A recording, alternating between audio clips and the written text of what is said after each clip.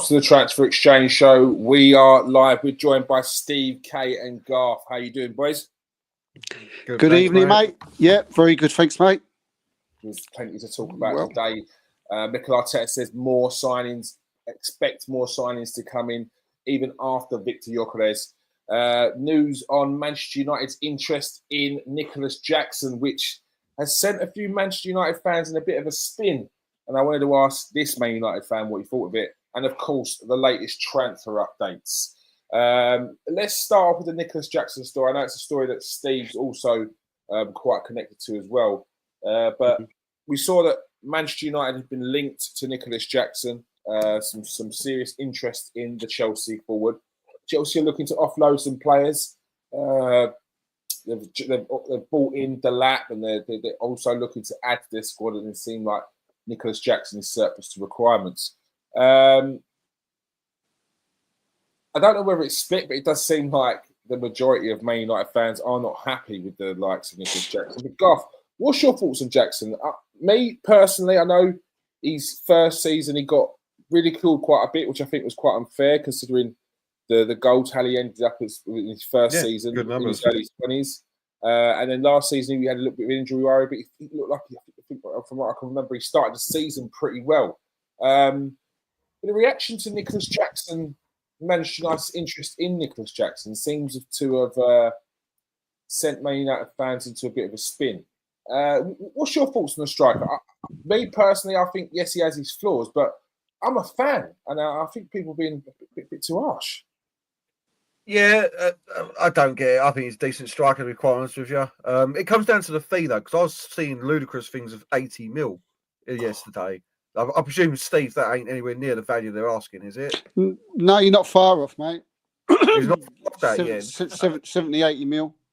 Yeah, but then no. I like Nicholas Jackson as a player, I really do. But if we're dropping 70, 80 mil on a striker, I'd definitely go out and look for. Like, I'd go out and get Ollie Watkins for 50, like you can. You know what I mean? Like I'd go out. I'd go out and get Vlahovic. I'd go out. There's a number of strikers. If you're spending that sort of money, there's a number of strikers I'm looking at before. But I like the player. If we were to, you know what I mean? If it was 45 mil, and I'd be well happy with it. I'd be well happy with that situation. Yeah. But yeah, at that price, he ain't done enough 2 seasons in to be demanded. I know we paid 72 for Højlund, which is going to haunt us, but he ain't done enough to be warranting an 80 mil, 75, 80 mil transfer fee, you know what I mean, in my opinion. So, but the player himself, decent. I think anyone who thinks he's rubbish, you ain't done enough research on him. Quality forward, got great link-up play, good speed.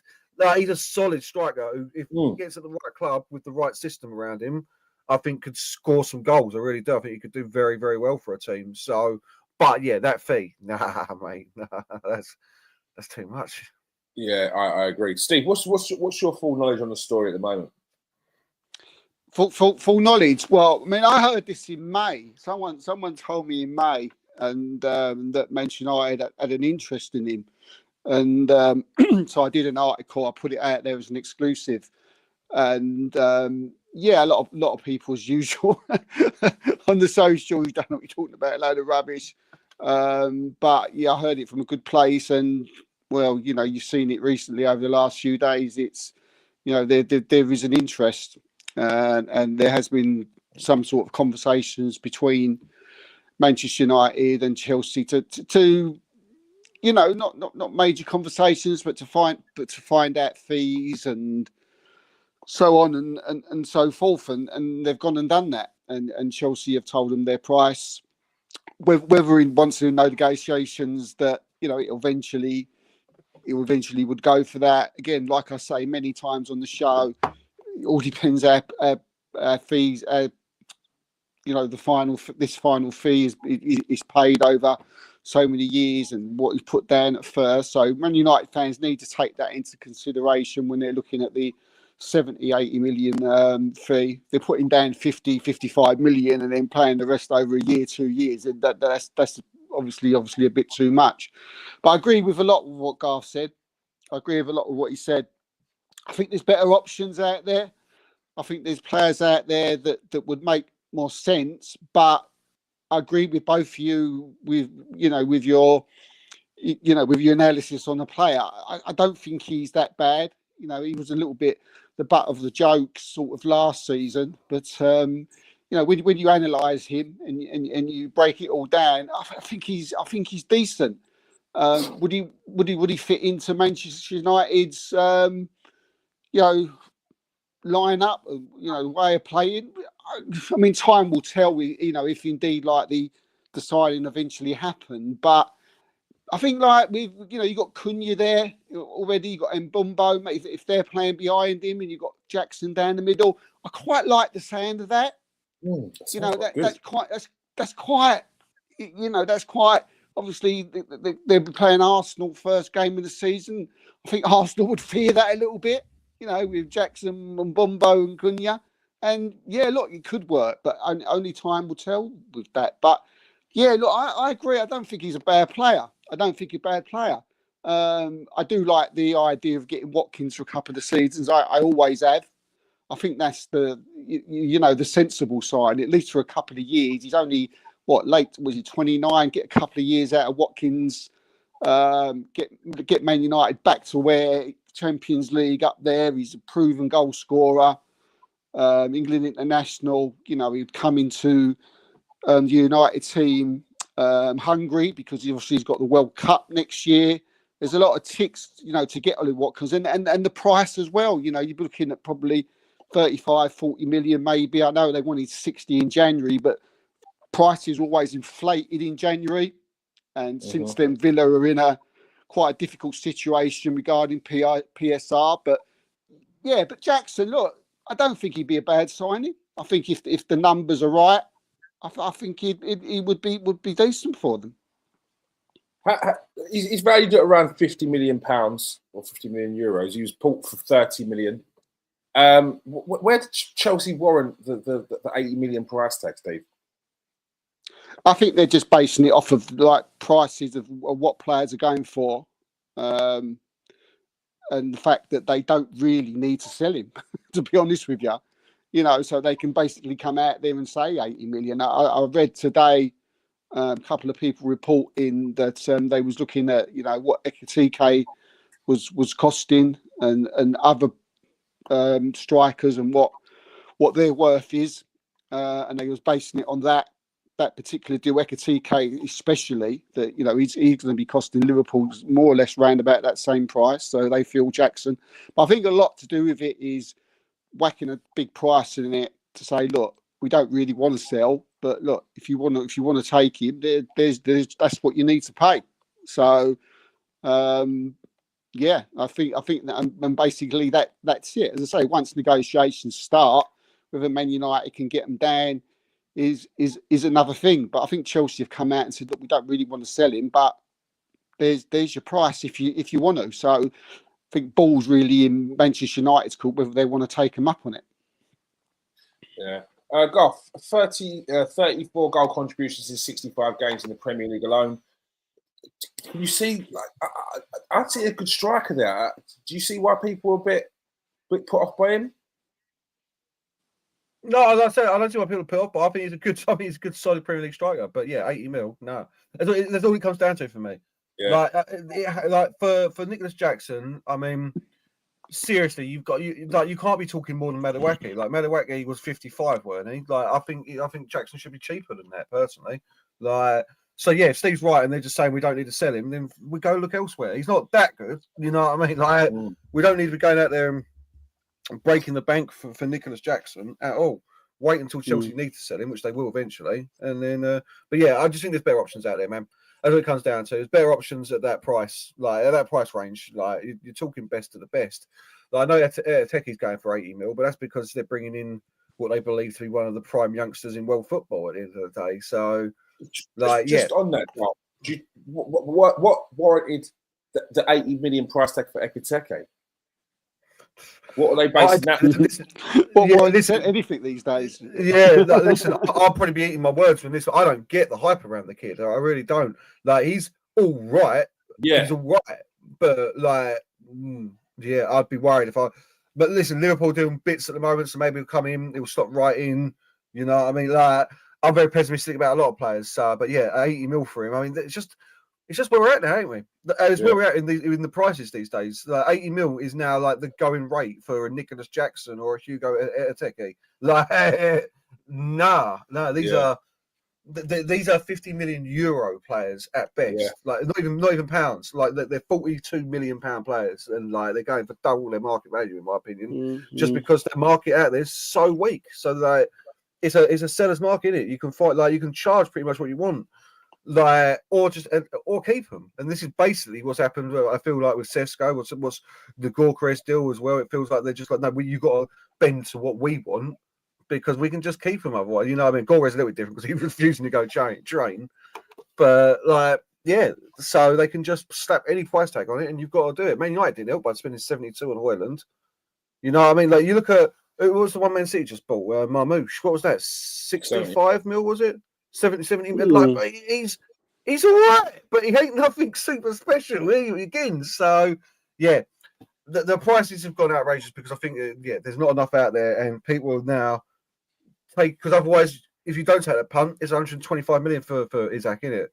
It's 120 mil for Isaac. Like, so you take that, but you save yourself the 50 mil. But yeah, mental prices, mate. Mental prices. Yeah, it is. Steve, we saw Liverpool we saw people say that Liverpool had made big boy moves by holding Newcastle to ransom last week, by starting talks with Newcastle and readying a bid of around 120 million for Alexander Isak, or they would go for Ekitike for 80 million.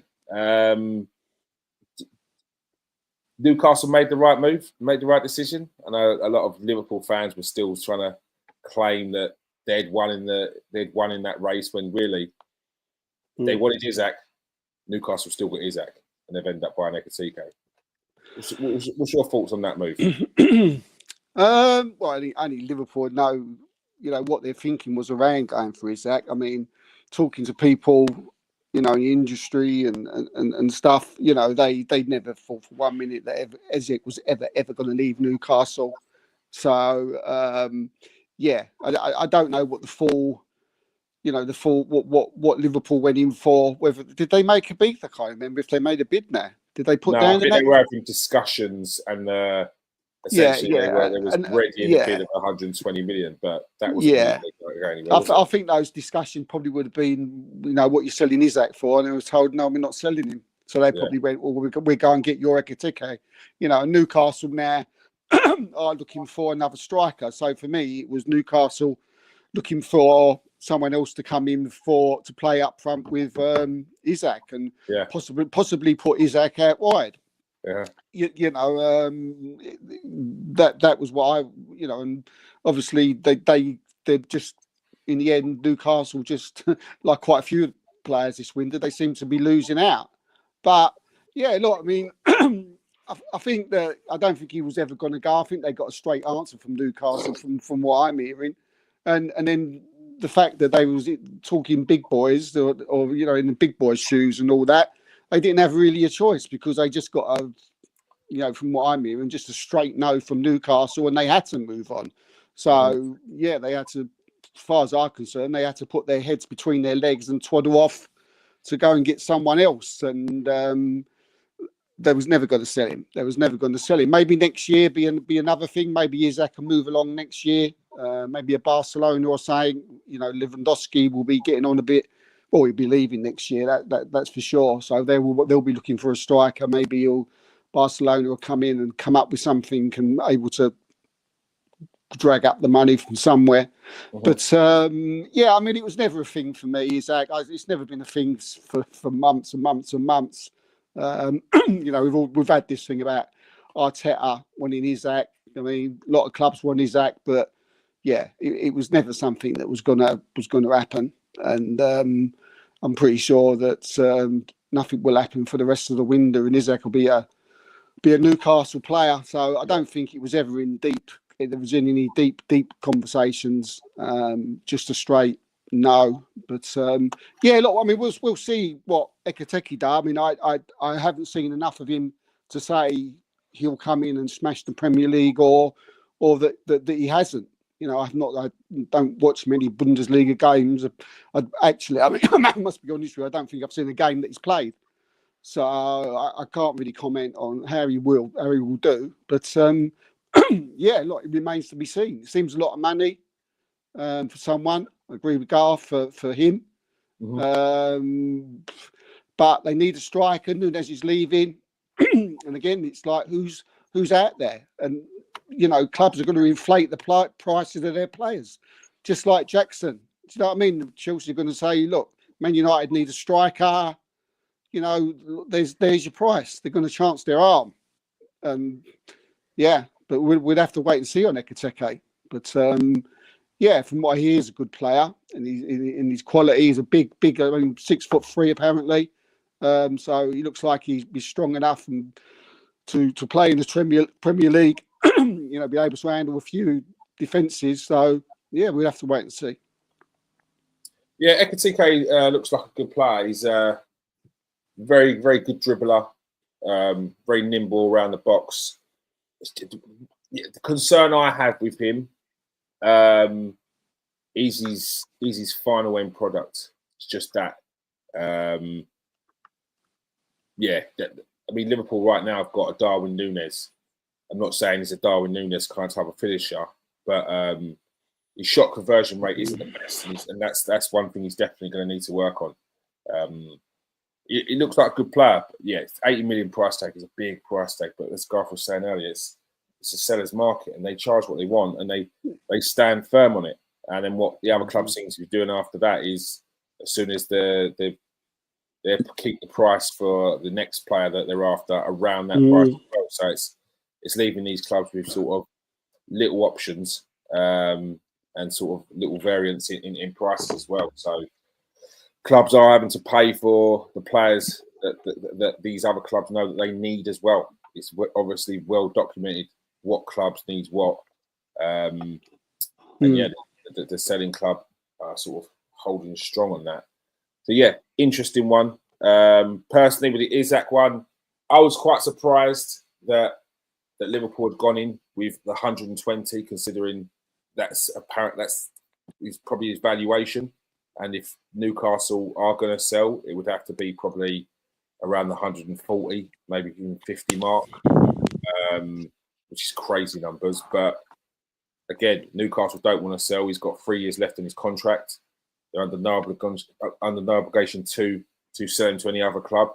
But one thing we did hear, Garth, is that Isak's was left out of the team the other day because his head wasn't right. Is this something that Newcastle are going to have to worry about towards the season, or do you think by then, hopefully, he gets his head straight and this is what he's got to expect clubs to be after him and interested in him? He's got to be a professional because he signed a contract. Well, yeah, you don't want to hear it, and I'd also I'd say it's a concern for a buying club as well. I'd always look into things like that. Any sort of behaviour like that from a player before you're about to sign him, you've got to be a bit like, oh, has he got the, like, you know, we're trying to build a dynasty. Is he the man for it? Mm-hmm. So, yeah, like, I don't think he comes with somebody who'll put his all in for Newcastle for the season if he doesn't get his move. He doesn't come. Mm-hmm. I don't know the man, obviously, but he doesn't come across like someone's going to throw his toys at his prem. But once your head's turned, like, it's a similar thing. It's a little different. But Dana White has said about the UFC, the moment a fighter comes to me and says, I'm thinking about retirement, it's done. Quit. Because you've had that question in your brain. And it's a similar thing with if you're saying my head ain't right for a friendly because Liverpool come and knock in, maybe you've got to cut your losses immediately there. Like, and actually start now actively looking to sell him. Because it's always going to be in his brain then, isn't it? You know what I mean? Like I say, I'm sure he'll give his best effort. But you don't want your players to be saying that they're feeling unsettled or they're not in the right frame of mind just because there's been a bid for it. What it could possibly be, though, is that the bid was real and like they just didn't want to play in that game, just in case, you know what I mean, the negotiations went their way, they got the 150 mil. So there is that as well, maybe, you know what I mean? Yeah. But yeah, if it is that he's lost his head, not a great sign. Steve, would that worry you if you was a Newcastle fan that Isak's head's been turned and his head's not quite right for the start of pre-season at the moment? Yeah, I mean, you could not help but if you're a Newcastle fan, think of it. I mean, he is their star man. I mean, they've got some good players, Newcastle, but and they're a decent team. But he's the man, isn't he? I mean, without him, you know, you wonder where Newcastle would be. You know, he certainly, you know, plays a big part in where they are in the league. A big part of them winning a trophy and qualifying for Champions League. You know, a lot of it's down to him. You take him out of Newcastle, and you're concerned. And I think Newcastle fans would be ultra concerned because they're in a place at the moment now where they feel that, you know, they're starting to get back to a place where, you know, they think where they should be, you know, Champions League football, you know, even with a shout of especially the domestic trophies. So everything's exciting, you know, and Isaac leaving would put you know, to say it would put a sour note on it would be an understatement. But Newcastle have got to be, you know, the actual Newcastle, the club itself, I think they've got to be careful as well. You know, you don't know what, you know, this season's going to bring for them. You don't know, you know, where they're going to end up. You know, you don't know if they're going to qualify for Champions League. You know, you don't know how Isaac's going to perform. Is he, you know, will the price decrease? You know, a club has to take all this into consideration. But look, that's the football merry-go-round. You know, all our clubs, we've all been in these situations where big players have left us, and Newcastle or another club just to get on with it. But yeah, look, I mean, to answer your question, would I be worried? I mean, yeah, especially a club like Newcastle, I would extremely worry because I genuinely believe that, you know, he could go next year. So, and what he would go for is another thing. And then they need to make Champions League football. I think as long as Newcastle are making Champions League football, it makes it a little bit easier for Isaac to stay. And like Garth said, he's not the type of guy who would force a move and sort of moan and groan and go. But if he wasn't in Champions League, I think he may be sort of like knocking on the door and saying, "Look, so and so's come in for me. I want to leave. I don't want to be here no more." So yeah, but for this season, Newcastle fans won't have to worry about that.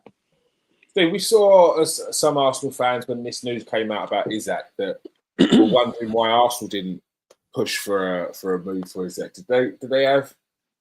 What is that an argument warranted there? Especially at that price tag. What? Yeah, I mean, it's 120 million for what Arsenal had to do. You know, for the other money that we've got to spend in other places. But that's 120 million just to have a conversation. That they're not selling 120 million. Yeah, I mean, if Arsenal would have gone, I mean, similar to Liverpool, if Arsenal would have gone in and they would say, look, you know, what you're offering, which I'm sure that conversation took place. I'm 100% sure. There's been a conversation between Arsenal and Nuzak saying, you know, is he available? What's his price? And they may have said, look, he's not available. But if we're going with the situation that he's 120 million, I'm sure just Arsenal just went, fair enough, see you later, and walked out the door. Because Arsenal's situation is we're seeing what they needed to buy. We're seeing what they need to do this season and the amount of signings that they're bringing in. You know, they were never available. You know, we're looking at Gorikis, who's around about the 60 million mark. You're talking double for Isaac? No. I mean, no one in their right mind's going to do that. It's a ridiculous amount of money. But as I said, Newcastle got to be careful. I think they've got to be careful because you know maybe next season might be worth 80. Who knows? You know, we don't know how the market's going to go. But I don't think Arsenal have done anything wrong by not sort of like pursuing it or pushing it, or you know, we're hearing more about talks or anything like that, or going in with a bid because of what else we've had to do. You know, we could never have afforded it. It's ridiculous money. Yeah, with the Isaac one, He's a player. I don't see his valuation really dropping. He's still, even after next year, they have 2 years left in his contract. If they are going to sell, I'm sure they'll probably be looking to tie him down to an extension if they have another good season and get Champions League again. We've seen the likes of Benjamin Sesko, Arsenal being linked with him, and then pulled out of that, and then now looks like RB Leipzig are looking for a club for him. Man United being linked, a few other being linked as well. So yeah, interesting, but I just don't see his price tag really going down unless there's some major injury or a serious drop off in form. But he's just quality. He seems he's got that consistency now. So yeah, I don't see his price tag going down anytime soon. In more news, Mikel Arteta's back looking tan from his holiday, ready and raring to go on the Singapore tour. He was asked if Arsenal were short of numbers and are looking to improve depth and quality of squad.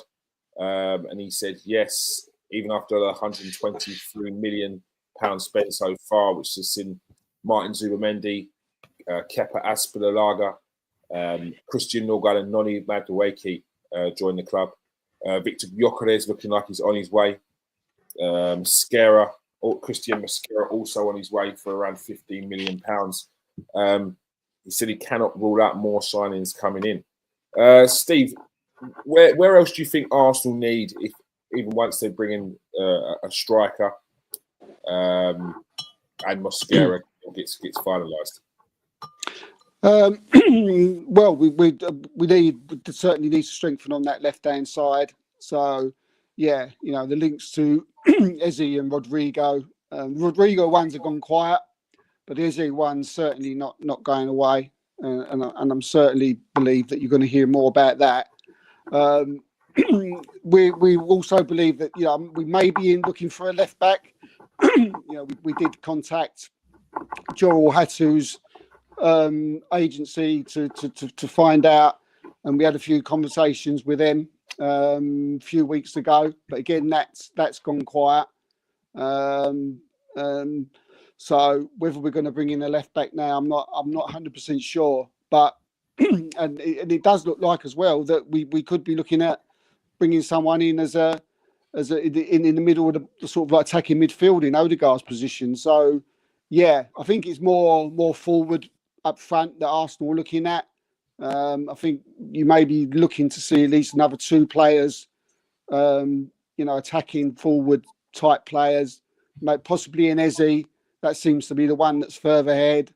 We're hearing talks of Xavi Simons, but personally, I've not heard anything of that. Although Fabrizio Romano has also reported that Arsenal are keen on Simmons, but I'm pretty sure that would be back up to Eze if they can't get him over the line. So yeah, I mean, I see the interview from Mikel. It was he seemed, he gave his usual smile. He sort of telling you nothing, but telling you everything. But by saying we haven't got Gyökeres over the line yet. So, but we all know that's as good as done. So yeah, I think a couple of more forward players. There is talk of another midfield player. I'm not sort of like can't say that's going to 100% definitely happen, but there's been a few rumblings around, especially today, about bringing in another midfield player. So we'll wait and see, but outgoings is the next thing I think for Arsenal. Mm-hmm. Players like Vieira, Sammy Lokonga, Reece Nelson. I think these players will definitely leave the club. I expect to see a time extension, or do you think he's going to go this summer? I'm hearing he's going to stay. I'm hearing he's staying. Which means the likelihood of the left side coming in is lower, less chance then. Well, it depends. You heard Mikel Arteta today. He said we're short of numbers. We need players. That was his words. So we all know the players that have gone out on tour. Trossard's there, smiling. Zinchenko's there. And you think Maybe, they're not staying at home. Do you know what I mean? They've got the new kit on. They're joking with the players in training. They don't look like players that are going to leave to me. So maybe a Zinchenko will stay. Maybe the Joel Hatto talks didn't go to plan. Maybe Ajax wanted too much money, and Zinchenko is going to stay for another season. And Trossard, if Trossard wants to stay, he can stay. He's got a year left on his contract, so he may want to see that out and go at the end of the year. We know that he's been in contract talks, but it's sort of been going one way and the other. So there's been a little bit of disagreement on wages and so on and so forth. But as I say, I don't know for sure, but I get the feeling that both of those will end up staying. It's just a hunch, and I'm not really seeing any links to them leaving. So hearing anything about them leaving. And I personally, and again, this is just a personal thing, is I'd like them to stay. We need a squad. It's a big year. We've got a lot of games to play, and you need I think you need all the players you can get. And I think getting rid of players like Trossard and Zinchenko, for what you would get to them, you would feel that you would need to replace them. So if I'm Mikel Arteta, I'll be saying, look, stick around. But that's just a personal point of view, and not a financial one. All right. Garth, we finally saw Manchester United complete the signing of Bryan Mbeumo for £65 million plus add-ons. Took a while, but they got the player they wanted. Happy at the signing in the end? Yeah, we'll see. Again, I'm not high on him. I think 70 mil is outrageous price for him. Yeah. We will see. I have to trust Amorim. If this is what he says he needs and what he wants, then fair enough. But got enough number 10s in my opinion. Could have been spending that money elsewhere. So yeah, I'm not that. A lot of people are very hyped about it. In our other group, there's a lot of people. Yeah, I've seen a lot of people hyped about it. Very excited about it. So I'm in the minority. I've seen too many players have one good season and never replicate it again, and I've got a bad feeling that's going to be in Mbeumo. Think so? Yeah. He's had one good season. You look at the rest of his seasons; they're not great. And all I keep hearing from people is, "Oh yeah, that's when Tony was there, though." And it's like, all right, but no. Nah, we'll see. We'll see. He's rapid. I can understand what they're trying to do with it. But yeah, I mean.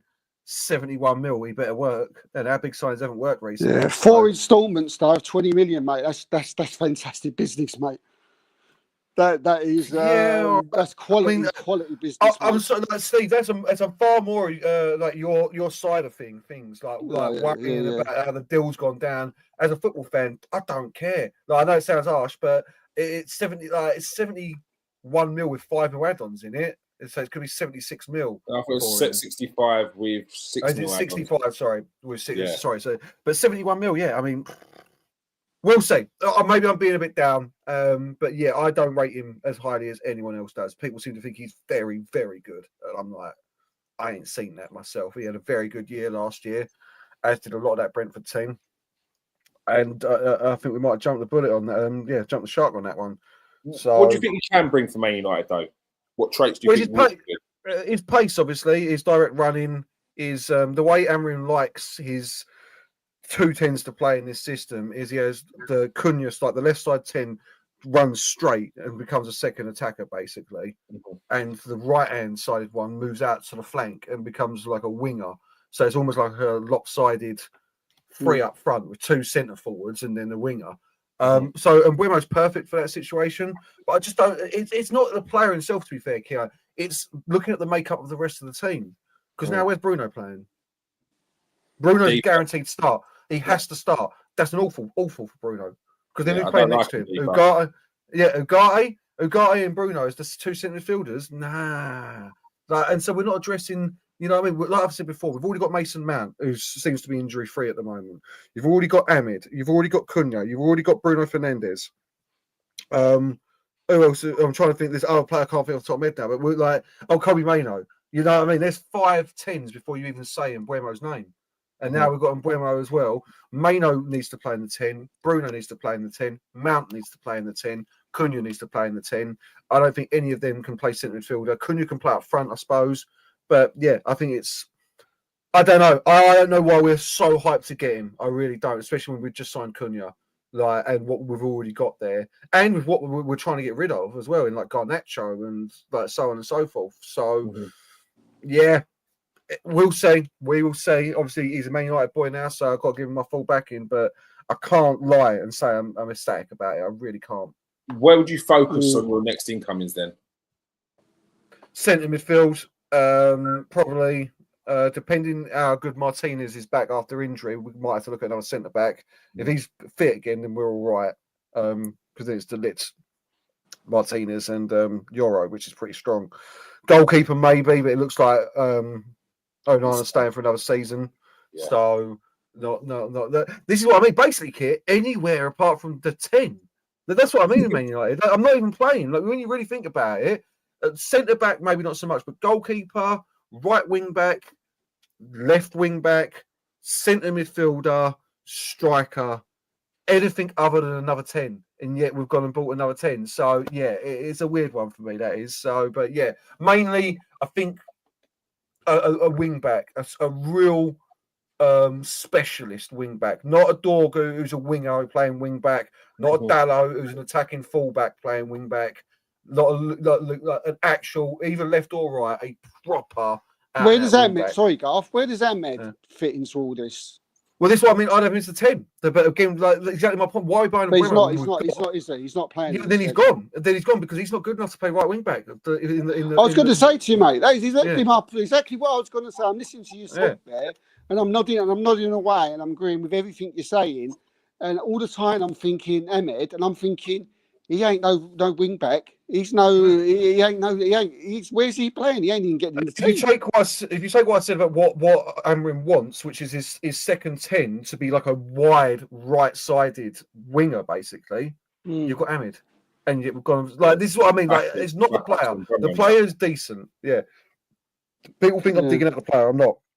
And Bremo's a decent player, but yeah, it seems unnecessary to me unless we're going to convert Ahmed to a right wing back, which I don't see happening. No, you can't. Like he is strong for a small lad. He's a strong on the ball, but yeah, because then you're dealing with, and this is what I don't like. You've got Dorgu on the left, Ahmed on the right. You might as well just say that you're playing a 3-2-5, or you know what I mean? Because they're both wingers. They're not so.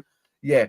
Interesting side of Man United. A lot of people are happy. I'm pleased that it's bringing smiles to Man United fans' faces, but I don't know. I don't see the transfer strategy panning out unless we are bringing up that Kone that we signed last year because he's 19 now.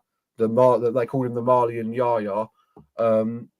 He's coming into you got to love the nicknames, and he's coming into the midfield. Maybe we are looking to sell like a Mount or a Kobe Maino, per chance.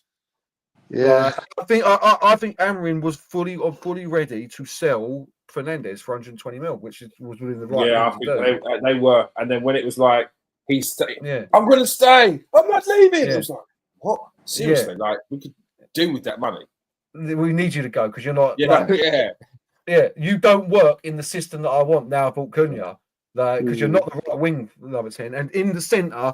Maybe listen, he's 31 now, so maybe his game will slow down, and it just show you who the best of the best are. If he can change his game a little bit to be more of a controlling centre midfielder, but yeah, I don't like it. So, but listen, we need to get out. It's just like what you said with Arsenal. We need to get outgoings underway now. We need to get people out the door so we can get that wage budget down, so that we can look to more signings because we need still a lot. It feels like two big first team player size. Not like I don't like 40 millers, you know what I mean? Like we need a couple of first teamers in there and then a number of reserve players, definitely. This is why I keep saying we should be knocking on your door. We should be not Chelsea because they seem to want to take the piss with every fee that they want, but we should be knocking on the doors of the top 6 teams and having a look at their players that aren't getting minutes at the moment. I hear Zinchenko at Arsenal. You know, like 100. I keep saying that's the first place I go. We're going to Arsenal offering him 15 mil for Zinchenko. Yeah. You know what I mean? And other clubs, you know what I mean? And other clubs. Like Liverpool want that goalkeeper, the Irish fella, in it. He's well good, and they want Yeah. like boom. I know it's Liverpool, Man United, but it can happen at the end of the day. It can happen. So yeah, Man City. Like talking about Jack Grealish, I'd be going for all these outcasts at the moment. I really would, instead of dropping 70 mil on the hot new thing from Brentford. So, but yeah, that's where my piece on it. Yeah. So Yeah, I think that's fair. Steve, another story that's dropped this week was Marcus Rashford on his way to Barcelona. Some people surprised, but he's taken a 15% pay cut. Man United don't have to pay anything on his wages. It looks like there's an option to buy him there for 30 million, and if they do not take that option, it will be a fine similar to the one that Chelsea would have to pay for Sancho. All in all, getting him off the wage bill seems like it works for both teams and player. Yeah. Barcelona getting a decent player. Surprised that Barcelona have gone for him? No, not surprised at all, because I broke the story in November that Barcelona were, when he went to Manchester United and got a loan, looking to loan him out. So not surprised at all. And then it come out afterwards that, that he was his number one choice, and things sort of went on from there. So not surprised one little bit. I think this was going to happen as long as, I think Deco is a big fan of him. He's always wanted him. He's always been his number two choice in behind sort of Nico Williams. And as soon as Nico Williams went, I was like, yeah, Rashford's going Barcelona. So, and hence he would, but he has. I think it's a great move for him. I think it's I think Man United have done very, very well out of it, haven't they? Got by getting the wages off the book. So that's a lot of wages that they can put into their kitty. A good move all round. I've criticised Rashford in the past on here for football terms, but he comes across as a really nice kid, outside football, the way he speaks, what he's done for people, behind the scenes. I just wish him all the best, and I hope that he goes on, smashes the La Liga by storm. Because I see a lot of Man United fans having a go at him, knocking him for non-football related things, and I think you're bang out of order. People that do that, similar thing with Arsenal fans and Mediaki.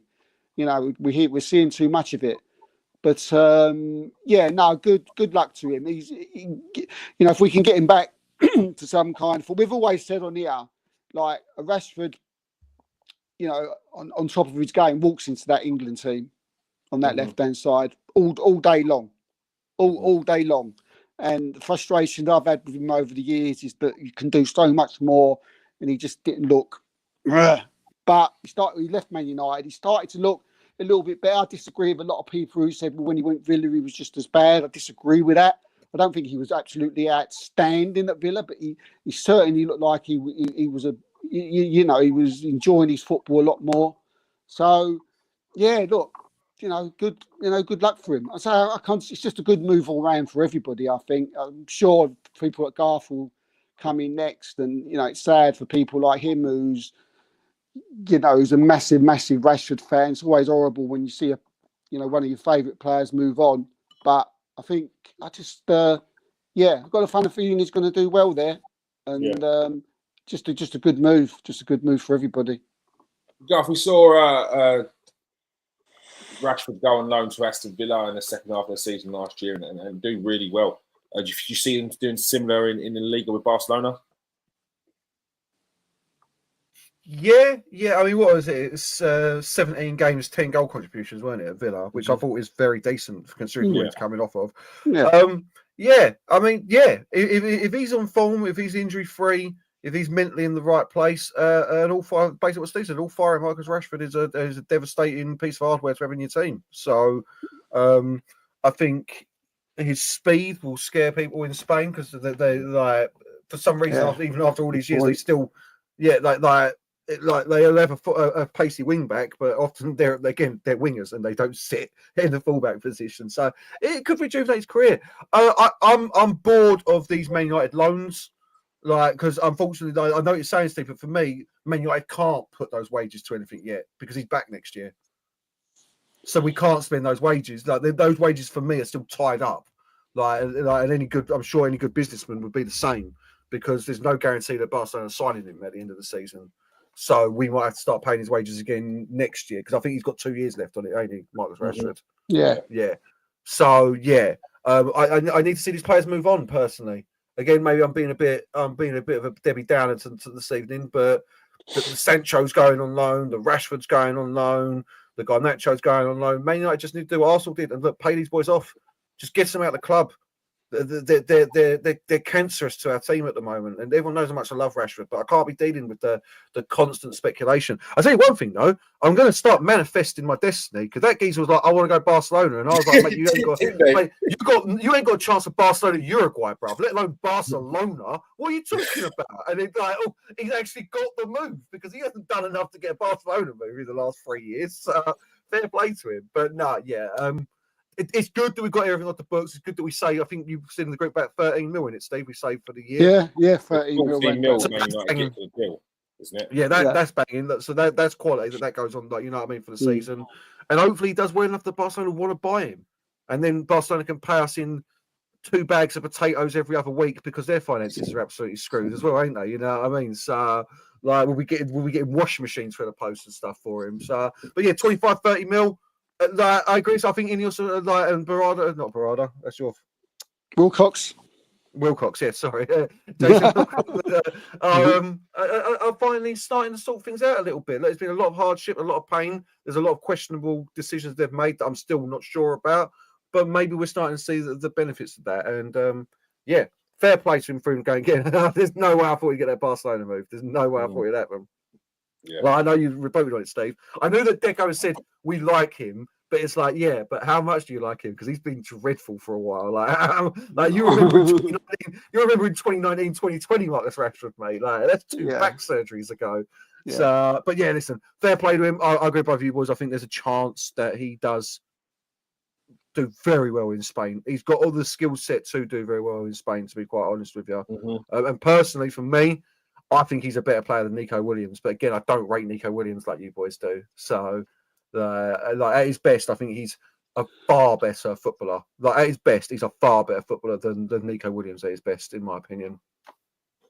All right. Steve, we saw Noni Madueke make complete signing with Arsenal the other day. He had some good words to say in his press conference. He's excited to join the club. He says he brings skill, flair, pace. Now the dust has settled, Arsenal getting a good signing there. Yeah. I thought we was getting a good signing from day one.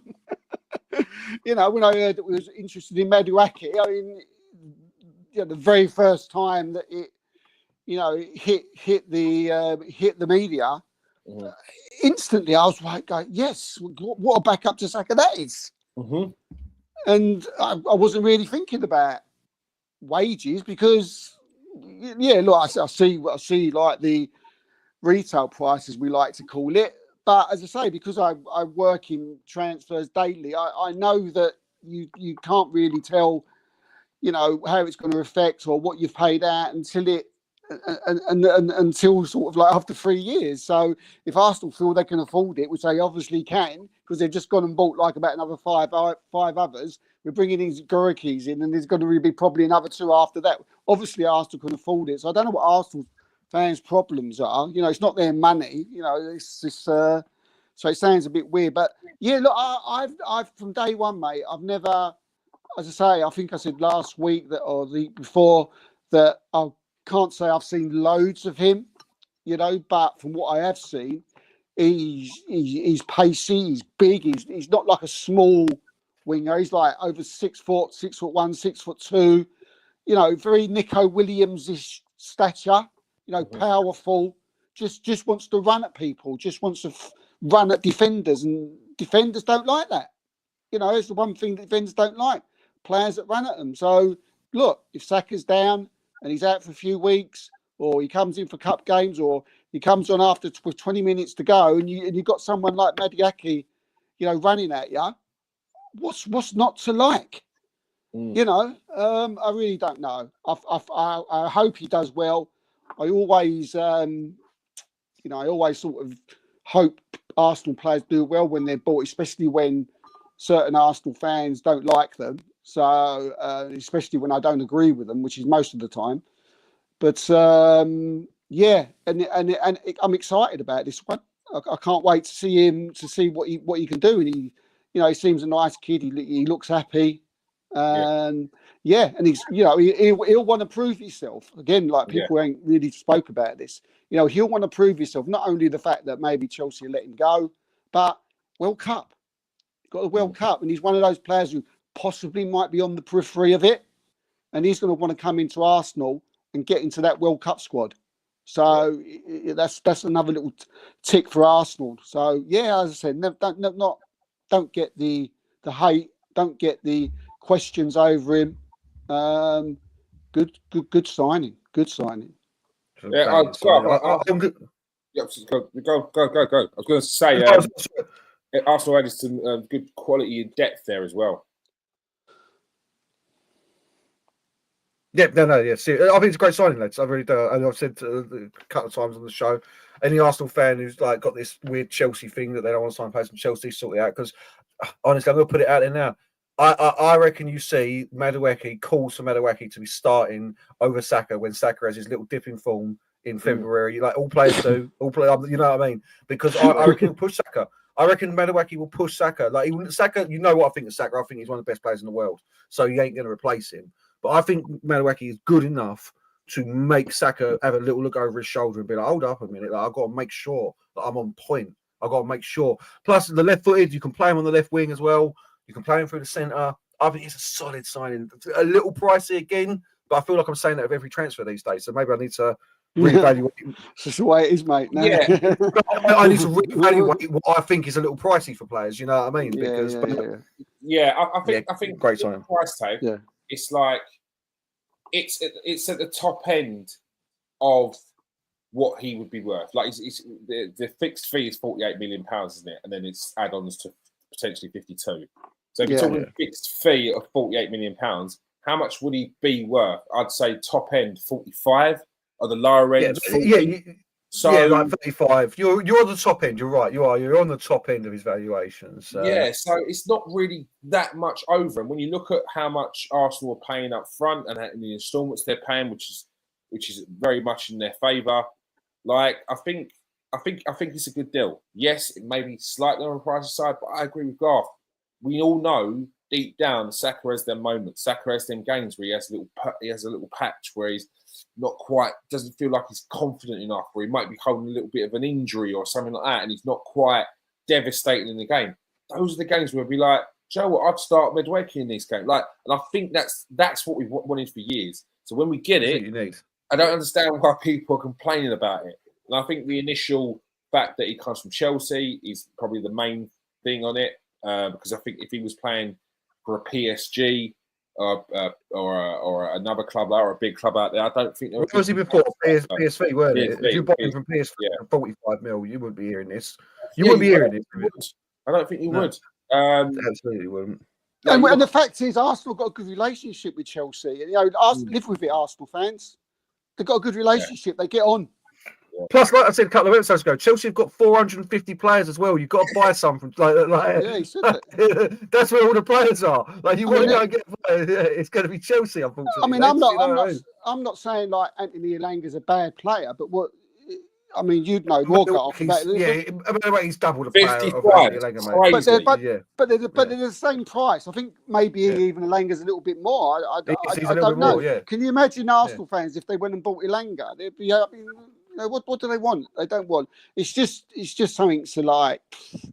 It's just something to shout about. First team and a quality first team player to come in as a rotation option. It's a quality business. It's a quality bit of business, and I think. Listen, I played devil's advocate for a minute. I get the "where's our striker" vibe, and I know it's coming, Steve.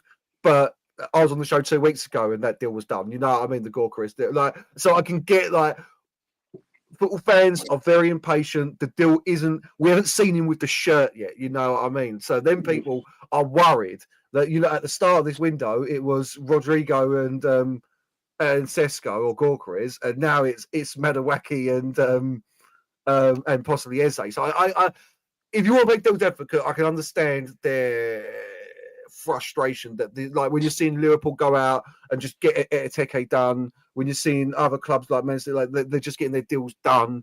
Man United fans were losing their mind over Mbeumo. You knew it was going to happen eventually, but until it actually does, I can that's probably why they're getting a little antsy, ain't they? So Arsenal fans, I would presume, because you haven't got that main dead geezer over the line yet. Mm-hmm. But we have. I know what you're saying. I know what you're saying.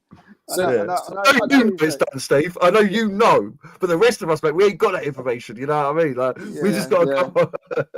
What's the latest on the Victor Gyökeres? I know we've heard lots of stories. Dad's crying. He's split up with his missus.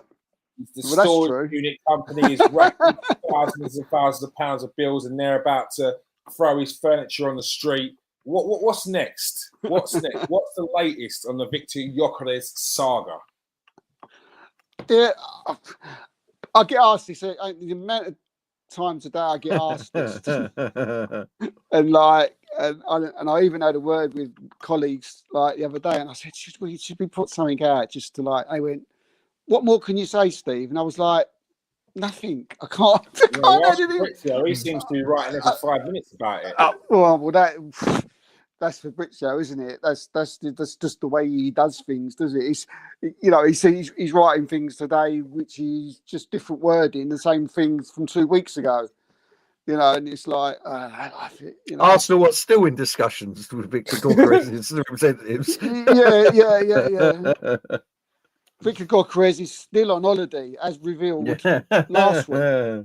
But it ain't far off. It's not far off from that. There's mobile phones. They can get him on the beach. Who's the Brian Clough? They got Brian Clough on a beach in '78 for the Leeds job. You know what I mean? They can find Gyökeres on a beach, mate. They can find him. So, but that's another thing. Players go on holiday. You can't. You can't have a med. He probably said, "Look, I need an holiday. I've just split up with my missus. Do you know what I mean? I need a break." I've had like around the shoulder. I need a holiday, if you know what I mean. Been with her for a couple of years. I'm moving to London. I need a holiday before I go. But he's had all these problems, isn't he? He's had on the serious side. He's had all these problems with the chairman. Do you know what I mean? About you could go for this and now you can't. Which gentleman's agreement ain't worth the paper it's written on. No, you're right. You're right, Garth. It's not worth it. But the fact is that. Some people we look at, where we're from, gentlemen's agreements are binding, aren't they? Do you know what I mean? You don't go back. We did it with Ronaldo, didn't we? We did it with Cristiano. We asked him for one more season, and he gave it to us, and he gave us his best as well. And then reluctantly, we sold him to Real Madrid. You know what I mean? So yes, Sporting taking the mick a little bit here. There's no two ways about it. But even like the reports that. That Man United are close. We're getting reports from Portugal saying United are close to buying him. They're advanced. I mean, if there was any reason that people didn't believe that the Portugal media come up with absolute crap, I mean that takes the biscuit, doesn't it? But going back to the original question of where are we now? We're nowhere from where we many of us reported sort of a few days ago. And look, a deal's been agreed with Sporting. It's around €63 million, 10 million in add-ons. And now it's just a matter of waiting to get a medical done. And Arsenal have had a lot of medicals to get done, over the last few weeks. So there's another reason why it could be lazy. He's on holiday. So these things take time. I know Arsenal fans want them done now, but look, I mean, nothing's done until it's done. Like Garth always says, and he's absolutely right. Nothing's done till he's done. But barring any unexpected episode, he'll be wearing a red and white shirt. And I think, just reading into it, I think he's just waiting for the nod to say, right, we're ready for you to come and have the medical. I know Christian Mosquera has finished. I think he finished his medical yesterday. So they couldn't have been doing two of them at the same time, I wouldn't assume. And as I said, he's on holiday. So he's on holiday in Spain, Arsenal in Spain, make of that what you will. You know, I suppose it might be, could have the medical, you know, while he's out on holiday, or he could fly to where Arsenal are on tour and have it done. So we don't, or are they in Singapore now? No, Singapore I think they're in Singapore now. So he may have already had it done. But there's nothing more to report, mate. I can't add any more. I've spoken to, you know, who remain nameless, and I've asked the person who, you know, what is all this stuff coming out about Gorikis? What do you think of it? And it was just like, don't know, just people squabble, let them squabble, let them go we on. know that Sporting Lisbon are close to signing Luis Suarez, a striker from, I think, Almera. So that looks like that deal is near to being completed, which he looks like he was always going to be the replacement for Victor Gyökeres, which he's a good striker, to be fair. He's been a champ staple for a low Premier League team. He's been a champ staple, bro, for a couple of years. If it's the one I'm thinking of, been a champ staple. So if we believe in those rumours that are going through, it's usually a domino effect from that. They're looking to get the replacement in once they've got to end. The deal will probably be. Yeah. I read that Man United news yesterday as pure Sporting trying to get the deal moving, like one of those news articles, you know what I mean? Like, oh, Man United might be coming in for him, so that Arsenal pull their thumb out a little bit. But no, is there any truth to the rumour? So the deal's done in principle, because I keep reading the sticking point on the optional payments, whereas Sporting want it to be very attainable, like the first 20, 40, 60 goals, and if you make the Champions League, and Arsenal want it to be far more like hard to obtain. Is that just not true, or like the deal's done in principle? Well, I've not heard that. I think if that was true, you're talking about like 2.5 million euro, which is it wasn't a lot, was it? Which is saying, no, it's each one, isn't it? It's each one. It's 2.5 for each payment, though, for the 20. Yeah, for the 40, I mean, if you, I mean, Arsenal want to get him out to Singapore sharp. Yeah, of course, you want him out sharp. Yeah. So it just don't add that don't add up, and when these like reports that you're getting from the people that you're seeing it from, if there was any truth in this, you would have seen it. Ornstein would have reported it by now. He would have said, "Look, this is stalled. We've got a problem. You know, there's this price here. It's still not done." But he reported about a week ago that he was done, sealed, done, medical pending. So I don't know what. But it's 9 o'clock, people. It's 9 o'clock. In the meter. 50p's in the meter. In about 35 seconds. But, at the moment, the 9 o'clock shut off from Steve is standard, and we welcome Steve back into the room. Yeah. So what was I saying? So again, I haven't got nothing. As far as you're aware, the deal's done. We're just waiting for confirmations and stuff like that. I've not heard anything apart from that, which was about a week ago. So personally, I'm looking at it as just there's a medical to be sorted out. We're just waiting. But in between that, because there's no news about Gorikis, I think people just making up stuff. Of course they do. They've got to keep the rumour mill going, Steve. You know what I mean? They've got to keep the but there's making up stuff, isn't there? I mean, like, if you're going to go and make up stuff, people, you know, make it make sense. Oh, I saw the amount of people on Twitter that grabbing onto this Man United Gorikis news. So whoever did make that up, it doesn't take a lot. It really doesn't take a lot. They've done their job today. Because I see enough people saying TikToks, Twitters, Instagram posts, everything. So yeah. I mean, if he would, he looked. Arteta looked pretty relaxed, didn't he? In his press conference today, when he was asked about Gorikis. Yeah, he always does those calls a cucumber, mate. So. And there's no options. You're in a great position. You've got options, because if you do fall out, if Gorikis does, let's just say some craziness happens, he fails his medical, you know what I mean? Something goes.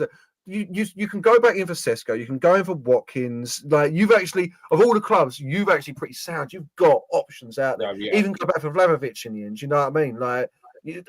Or listen, they'd hate it. Go into the season without a recognised striker again and keep it as Havertz and Jesus. You know, like the options are obviously you need that striker. Like the Arsenal fans will lose their absolute melon if you don't buy a striker. But yeah, like I think Arsenal fans do need to realize. I'm playing devil's advocate. I can understand why they get frustrated, but yeah, you're in the best position. There's no point rushing things through and making deals that aren't worth it. Yeah. And I don't think the sporting director from Sporting wants to make it look like it's easy.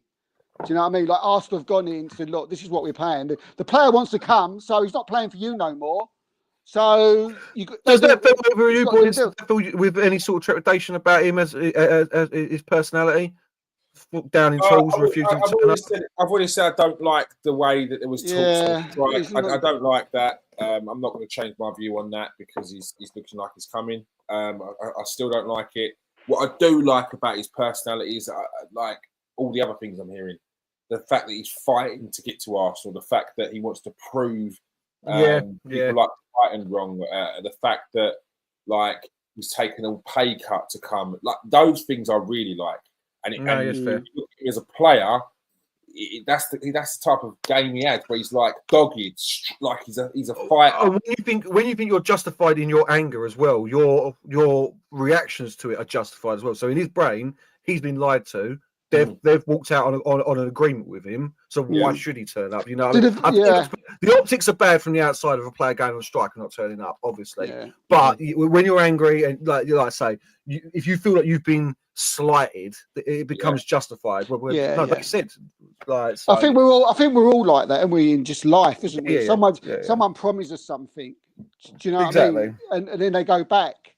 Yeah, we're not happy. You feel like an idiot as well. Yeah, and it's not a little thing, is it? I mean, no. I think what Goricki should have done, and he maybe wish he did, but I mean, the very first thing he come out and said when the president come out and said that he's not leaving for so and so, blah blah blah blah blah. Goricki's come out and afterwards should have said, "Well, we'll see," and all will be revealed what they said, in time. And I think he actually did say that. But then I think his agent came in, and I've spoke to his agent on a couple of times, or tell a lie. I've spoken to the agency a couple of times, mainly with Ali Durson, and they are pretty. As I said, I think I said on the show before, it doesn't surprise me that they see a little bit of red mist and they acted that way. Yeah, but maybe he should have. But as you said, Kieran, I like the fact what other stuff that he said. And when you're wronged, I suppose, although it's just like Garth said, all it is just a gentleman's agreement. I may possibly would have reacted the same way. I don't know. There's a chance that I would have. Yeah, we saw Harry Kane do a similar thing where he extended his holiday for like an extra week because it was. Promised the following season that he could go to Manchester City for around about £90 million. He turned around and said, "No, you're not going anywhere." And then we said the same thing there. If it's not written down, it's not on paper, then you've got no leg to stand on. Especially when you signed a long-term contract a couple of years before, it leaves you with 3 years left. The power within the club. So. Yeah, look, I understand the frustration. Within those 3 years, you'll be 30 for coming on 31 as well. So it'll be like, and you're getting worried. We hold your cards. But like Arsenal can wait. Sporting hold all the cards when it comes to Gorkridge. Like, apart from Gorkridge saying he ain't going to turn up, and eventually he'll have to because if he doesn't turn, that really at the moment we're on his side. But if it turns out that he ain't turning up to friendlies, you know what I mean? You know what I mean? Then all of a sudden you're like, nah, his mentality stinks. I don't like that. Like I know you've been slighted. But another thing you've got to think of while Sporting are back at training, he's on holiday. So these holidays have got a lot to answer for, Steve. I tell you, mate. So do you think the Sporting director's gone? Yeah, okay. You can go on holiday then, and on this with your agent. Come on, people. Do you know what I mean? You've put two and two together. Yeah, but they still got to get the deal done, haven't they? That's the thing. I'm sure it is done, but I think it is. Yeah. For Sporting, it's their prized asset. You can also we're coming from the point of view that we want him in England, but you can also see their point of view when Eteke is going for 80 mil and they're talking about over 125 for Isaac, and you've got the highest scoring striker in world football in your team, you can understand. Yeah. You know what I mean? You can understand. Yeah, like you can understand it. You can understand it. He said he's one of the best players they've ever had, and we want to get a fair price for him. So look, I've always been on the sporting side on this. I could empathise a little bit with Gyökeres, but exactly. You can empathise with it. Like, you've not written on paper. They have every right to get what they want for you. And when you're looking at the prices that the other teams are paying for the strikers, you completely understand why they want that sort of money. And when you actually break it down, it's not even a bad price for him that they were wanting in the first place. So Arsenal were trying to get the best deal out of him, and it looks like they as are. well they should. Yeah, as well you should as well. You know, when you look at the numbers. Because they probably have work. I think what he's got. I think what Arsenal. Yeah, I think what Gyökeres has got in his Arsenal got in their favour is that he doesn't want to play for you no more. So what are you going to do? And I know the sporting director turned around and said, and I've spoken to this to a few people. He turned around and said, "Well, he's got a 3-year contract. You know, we're happy. We'll be happy." Well, you're not going to be happy, are you? Do you know what I mean? If you got a player sitting there for the next 3 years, sitting on your backside, you've got to go and buy someone else for 60 million. So that means you lose 120 million. You know, you're losing a player. And that would get so nasty, Steve, because you're going to start getting like, I can't see that even if he stays, I presume he plays. He never gets because otherwise you're talking you're going to talk court cases and all sorts because he's now down in tools, which means you ain't got to pay him. Yeah, and things like that. He plays in the end. But it doesn't work out for either of them. Like, if someone said they want to go, you've got to let go. Yeah, it'll be messy. If he has to stay, it'll be messy because this is his last big move. And if he doesn't get Arsenal, then we spoke about it before, if it's not Man United coming in, what Premier League club's going to touch him? It starts to get down to like the Fulhams next season or the Aston Villas. You're going to Italy and you're going to Juventus. And it's not the same. It's not the same. He's seen Arsenal. He's seen interest from Man United. He's like, this is my opportunity. Like, please help me. Help me. Help me. and he probably thought that he was going to go easy because he's had a conversation. Hugo Viana has apparently told him, look, you know, at the end of the season, we'll let you will go. And we'll let you go. This is the price that we're going to try and get for you. And obviously the new guy said, I don't care what he said, you're going for that. But Sporting also have a history of making signings difficult. Pedro Porro done the same thing. It's to be expected, and I think there's a bit of a back and forth around. It was similar, wasn't it? I think Steve at the nail on the head. I think there's a bit now from the sporting director who is a bit like, I can't come out of here looking soft. I've got to make this as difficult. Like, I've got to make it work for it. I can't have the player power or the fact that Arsenal just bowled in here and said we're having your best players. So I think you're the nail on the head there, Steve. I think that's one of the big things. He came out, Garth. He came out with Pedro Porro, didn't he? I mean, Kieran just said he's got a bit of a record at this. He came out and said exactly the same thing. You know, Pedro Porro had an agreement to say that he could leave. And then the guy said, no, he's not going for that amount of money. He's going for this amount of money. I think it was with Tottenham. You know, Tottenham were like the Arsenal of now. And I think the next day he was at Tottenham. So in the end, I think the player always wins. You can't have him in the team because you can't. But I think we're getting to the stage now where you're going to start seeing more of it because of the FFP and because clubs can't just bully their way into transfers anymore. I think you're going to start seeing more and more players that basically they spend their time at the club until their contract runs out because the club will not let them go. I think you're going to see a lot of that. It isn't worth it to them in the short term over the long term. Of say that they sell Gyökeres, so let's just say for easy maths, it's 60 mil. They still that's one season in the Champions League money, you know what I mean? And then they don't make it next year because they haven't got their 50 goal season striker. Like you've got to think like this is why these small clubs. This is the good thing with financial fair play is that these smaller clubs are in a stronger position to hold on to their best assets. I.e., Newcastle now. I know they're the richest club in the world, but like they can hold on to his Zach. And it is a stand firm of no, mate. It's 140 mil. You can't afford that. Tough.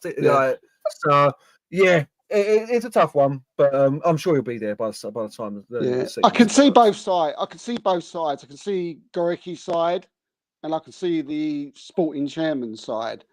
I can see both points of view, and why both. Yeah. I can see why Sporting would want more money for, like you said, probably their best player for quite a while, and I can see Gorecki's being a little bit unhappy because he was told, that he could go at this price, and he thought he was going to get his move.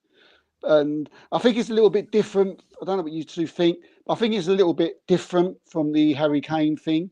I think Harry Kane's been a star since he was 18, and I think he was about 29, wasn't he, when he got when he wanted to leave for Man City. Gorecki is a late bloomer, and he probably knows he's a late bloomer. He's come through the lower leagues, Coventry, Brighton, gone to Sporting. He's now 27. He's got the opportunity now. This is his, probably, like Kieran said, his one and only opportunity. So if you feel you're being lied to, I can see you like maybe getting angry due to panic. Do you know what I mean? Because he thinks that this is his big shot. Do you know what I mean? Maybe he should have felt that maybe 5-6 years ago he could have had his big shot and he didn't. Hence why he keeps going on about wanting to prove himself. But yeah, as I say, I think a little bit different from Kane. Yeah, I just think it speaks to the mentality that you just have to be a little worried, because what was said to him, if he turns up at Arsenal and Arteta says, like, what we're hoping is for you to have 38 games this season, and then he only gets 28, does he throw his toys out his pram again? I don't think he does. I don't, but it's just, it's a slight question. When a player is going as far as to say, I'm striking, I'm down in tools, like, you have to worry a little bit. But I don't think it's a major concern at all. I really don't. It's just...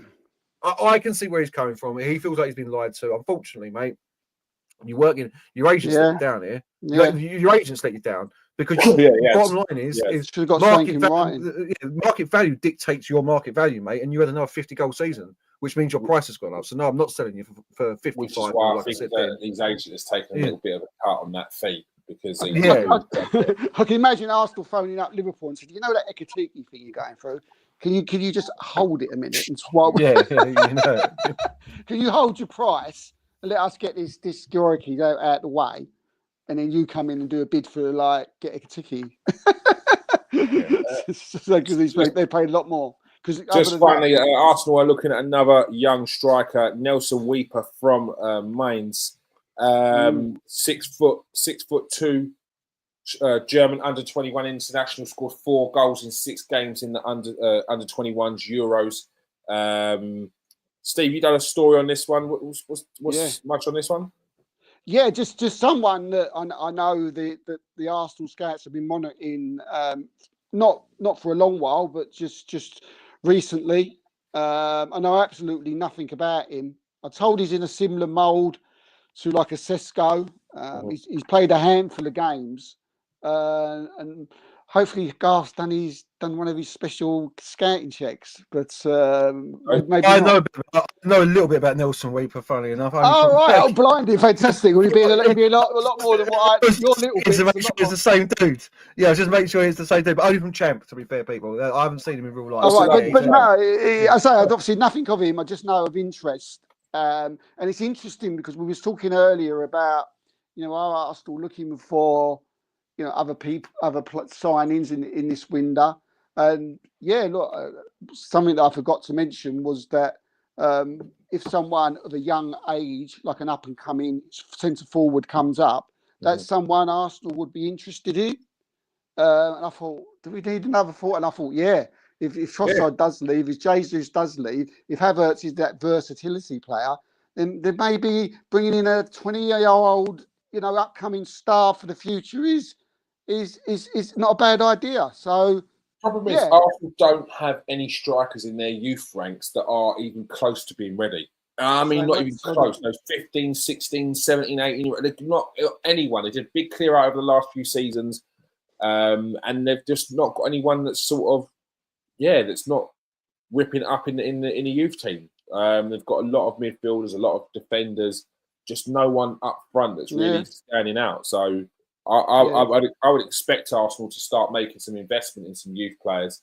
Yeah, 100%. Forwards in those under 15s, under 16s. Yeah. teams I wouldn't be surprised. I wouldn't be surprised if Arsenal bring in a couple of youngsters this window, or got a budget for it, I know that. probably more January. But yeah, it'd be good to see what Garth's found out about it, because I know literally nothing. To be fair, there's not much like he's an excellent finisher on Football Manager. What he is an all-rounder that you can build at when you get him at 19. Like his stats, all the quality stats that you need to worry about are all in the 12s. He'll know what this means more than yourself, Steve. It's all in the 12s, 18. You know what I mean? Like he's got the potential. But he obviously he's a big lad as well, so he's strong. He's one of them. Do you know what? You're not going to like this comparison, but he's what I would have hoped for Rasmus Højlund. What his potential is what I would have hoped from Rasmus Højlund. 6'1", 6'2", got a bit about him, got a bit of speed, closing down. The finishing is all right, but there's still stuff to work on, if you know what I mean. Obviously, we ruined Rasmus Højlund by making him our number one striker and failing. Yeah. But whereas if you can bring him in, I'm not saying he will be like the Rasmus Højlund, but do you know what I'm trying to say? Like he's got those attributes that what attracted Man United to Rasmus Højlund. For the Premiership, he looks like he's built for it, etc., etc., etc. But he's not. He's a backup striker. That is what he is. You know what I mean? He's a backup striker with the potential of. I mean, if it's 20 mil, what you've actually got is someone who, in 3 years' time, he's worth 55. You know what I mean? As well, one of those players that you can move on because he's too good to be your backup, but he's not good enough to be your number one sort of. And again, it's something that Arsenal needs to do as well. They need to start investing in players that they have the view to maybe move on in a few years' time. It's something they need to be doing. The fee around this is touted around 14 million euros. Yeah, as well. And Brentford also interested in the player as well. So. Remains to be seen on that one. We're keeping in touch with Steve. Yeah, I think one of the main player. I think we got to like tie down. Well, when we can tie him down, that is because he's still young. He's Max Dellman. Do you know what I mean? I'm already hearing of Barcelona and Man City. Talking to parents and all this stuff. And yeah, they got to sort him out ASAP because that kid is something. I say he's something special. I've only seen highlights, but talking to other people, they reckon this kid could be anything. But we'll have to wait and see. Yeah. Talking to special players, sorry, before we go, did you see Man City snuck Sphere Naipan under the radar? Yeah. It was going to be Aston Villa that was looking like they were going to get him, and then the option for him. Honestly, he needs minutes. That kid needs to be playing week in, week out. He's so good. I can see it being a bad move for him. Yeah, but still, it's not the same. He comes to a Villa. He has 2 seasons at Villa. It's like by 21, then you have your Man City move, lad. You know what I mean? I'm surprised he's gone there because that kid though. Honestly, if he starts playing, watch out, lads. I'm sure it was. They got him over to have a sort of tour the stadium, chat with Haaland as well, didn't they? Back in like around November time. Arsenal being linked with him. I see today apparently Notts Forest have stopped talks with Tottenham. I was talking to someone today over Morgan Gibbs White. There's a lawsuit in there. Is that calmed down now? The lawsuit. I don't know, but they're refusing to talk to Spurs. Well, Gibbs White said that he's not going to push for a move. Yeah, and Forest taking them to arbitration, ain't they? Because of the basically tapping them up. Man City I'm going to have to look into more. So I haven't followed the transfer, but we were speaking last week, and I can't get my head around this finding out things. It's release clause. But now the news is out. Surely Man City can come in with a 60 million bid. Now that the news is out for his release clause, which they didn't tap him up, they didn't do it. This news is now out. Man City can come in and go 60 million for him. But it's just a thing. We all know Pete Clare's releases clause. I said to you last week, there's not been one situation when I've spoken to people about when a player's got a release clause and literally said, I wonder what his release clause is. We know what their release clauses is. It's just everybody knows. So I don't know what Nottingham Forest's thing is. Well, but that's what they're saying. They're saying that his one wasn't known. Like it was part of his contract that it wasn't. It was a secret. Like whereas everyone else's like normally is out there, his one as part of his contract, people weren't allowed to know. So if anyone did come in and hit the nail, but the nail on the head like Spurs did, that gives them cause to believe that someone's been speaking. How does that work? How does that work in negotiations when you're working on a working on a fee? If Tottenham are like, what do you want for him? And Nottingham Forest, that's what Forest we want 80. If Van Morgan gives White, I'll be like, what are you on about 80? Yeah, but they go, we want 80, and then the other club goes, 65. So then they bid 65, and it breaks his release clause, and they have to go through the deal. Yeah. I've done it on Champ, where you don't know the release clause. All of a sudden, you put in a fee, and it comes up and says, "Oh, you've broken the release clause." I'm like, "What? Yeah. How much was the release clause?" By 25 million. Like what? Like it'd be like this is. I mean, there may be other cases, but this is the first time from memory that I can remember a secret release clause. I can't. I mean, people might say, after the show, there was that one and that one, but off the top of my head.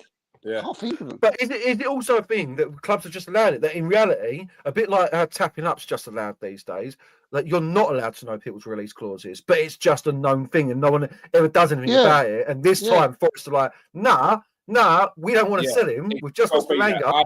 You know what? We're going to do it properly and say, no, you're taking the piss. You're not allowed to know that. You know what I mean? And like in reality, that is the rule. It always has been the rule, but it's just that no one ever follows it. Because I can understand why release clauses should be hidden because of exactly that. You get more. You can get more, can't you? Because if they come in with 80 mil, because even you don't even have to tell them what the release clause is, just that they've broken it. You know what I mean? And then job done, innit? It's dodgy. There's no two ways about it. Forest are clearly fuming. They're clearly fuming. They're losing too many players. Yeah, because they paid a fair whack for Morgan Gibbs White as well. So I think they're a bit annoyed about the profit they could potentially be losing. It was mid-40s for him they paid, didn't they? Because if you remember you spoke about it at the time, like that's a lot of money for him. Right, you come in at 9:25. Show starts at 8:00, and you're asking about Eze before we go. Steve, quickly on anything on Eze. Tell me more about Eze for Arsenal. Well, again, he's from my information, he's next. Once Gorikis is been announced and it's over the line, which we've already said on the show earlier. As far as I'm concerned, it is, and we're just waiting for a medical. Arsenal will move on to Eze. Arsenal have spoken to Eze. He's agreed personal terms. They've spoken to him about what they want for him, what they want to do with him, what the plans are for him. He's put his thumbs up to the project.